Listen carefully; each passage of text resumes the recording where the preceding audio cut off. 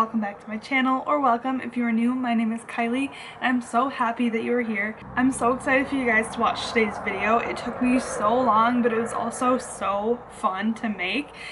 I had these Converse that were so dirty because they were white and I wear them all the time, obviously, and they just needed a little revamp. The shoelaces were broken because my cat chewed them off, and they were not looking very good. So I decided that I would embroider them and make them look a little new. So I really hope that you guys enjoy watching this video. Let's just get right into it.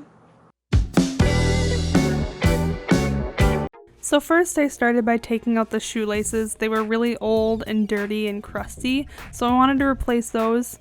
These are what the shoes looked like before.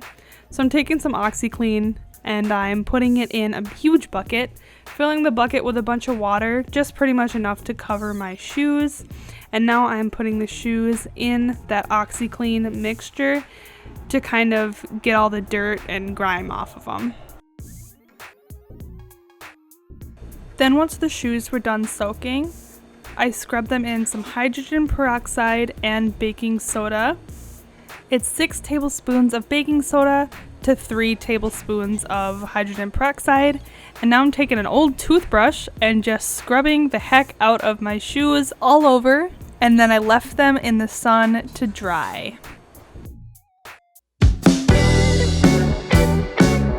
Bye-bye, old shoelaces. I got these new ones and some blue dye, and I'm just gonna drop the shoelaces into the dye for as long as I wanted till I got this nice light pretty blue color.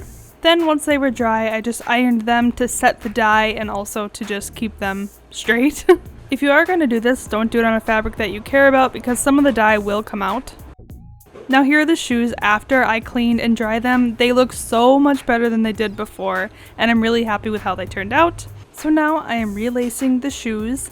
I actually had to buy 2 shoelaces and sew them together because I couldn't find any ones in the store that were long enough for my Converse, but in the end you couldn't tell because I just tucked it behind.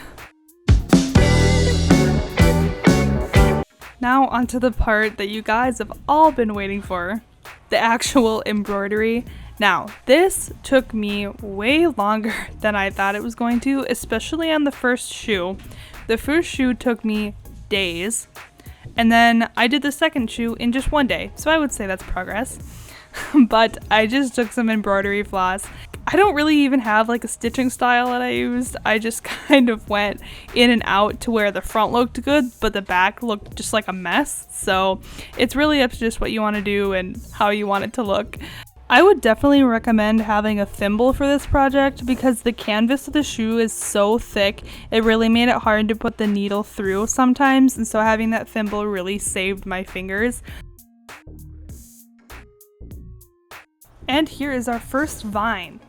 Now I just wanted to quickly show you guys how I ended each of my stitches. So I just stuck the needle through one of the loops in the back that I had made, and then I put it through that loop, if that makes sense. Just watch what's on the screen.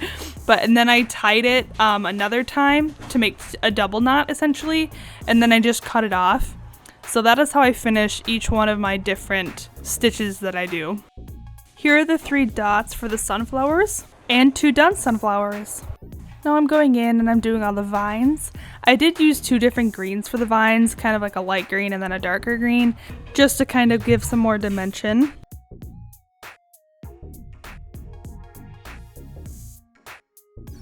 Now I'm going in and making kind of like the blue rose kind of thing. I pretty much just went around in a circle and then filled in the middle for this part. And I thought it looked really good because it had a lot of texture. Now, please enjoy this sequence of me being stupid and pricking my finger. Enjoy. Ow. Aw, man.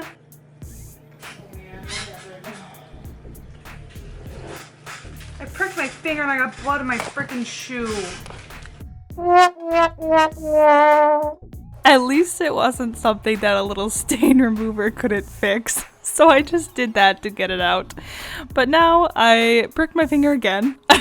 And I didn't get blood on my shoe this time. But now I'm trying to finish this rose. Desperately trying to finish the shoe. As you can see, I did put quite a bit of blood, sweat, and maybe a couple tears into this project. Now I'm just finishing some of the final touches, embellishments of the shoe, if you will, and without further ado, here are the final results.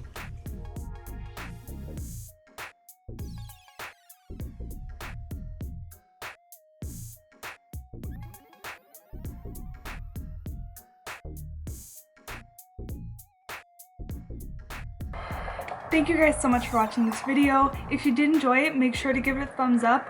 I do want to say one quick thing about this whole global pandemic. I am really thankful to have the extra time to make all these DIYs that I've been making, and I don't want you guys to think that I'm just trying to like ignore the whole thing that's going on. I know it's happening and everyone is affected differently, and I know that this is just such a weird time, but I'm trying to make the best of it. And I've been doing so many more projects lately. So that being said, I'm gonna end this video here. I hope you guys liked it. If you did, please leave a like and don't forget to subscribe, and I will see you guys in the next video. Bye.